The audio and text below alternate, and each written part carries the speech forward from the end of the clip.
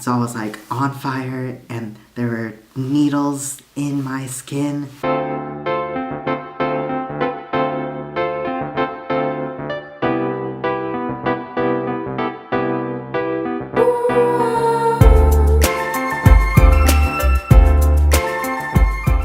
I just went to the Christmas market and it was probably the most beautiful market I've seen so far in Europe. But I know that's gonna change when I go to Strasbourg. Yeah, I also ran into some people that were dressed up for La Fête de l'Escalade, which is a festival in Genève. So I'm gonna see that tonight. It starts at 6 it starts at 6. It lasts 3 days. It started yesterday night. I'm gonna see it tonight, and then I'm also gonna see it tomorrow. There's supposed to be 800 people dressed up in like really old traditional clothing, and there's supposed to be like spectacular animation, things like that. I've also seen some food that I want to try. I forgot what the name was. Some cultural food.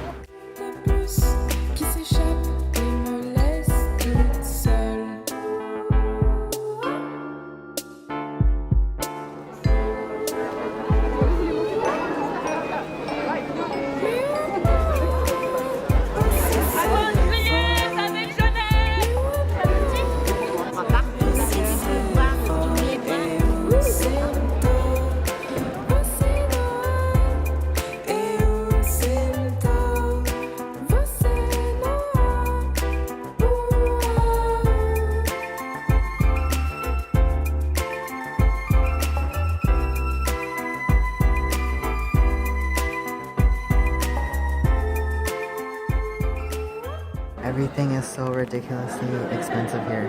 One vin chaud is 5 francs, which is equivalent to 5 euros. A pizza is $20 and kebab is $10. Can someone tell me why they have water shooting up like that? I don't know why it's like a big thing to see. It's just fucking water shooting in the air. I don't know.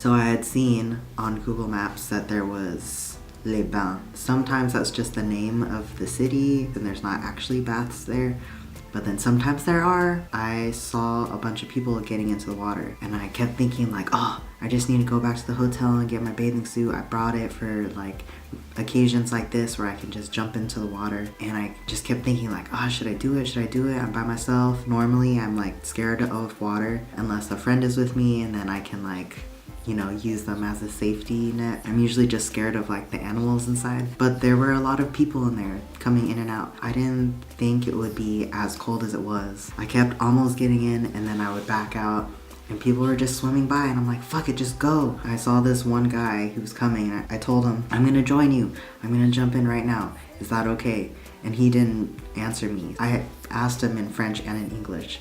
So maybe he was trying to focus, because as soon as I got in, my body tensed up and I lost my breath. I was like,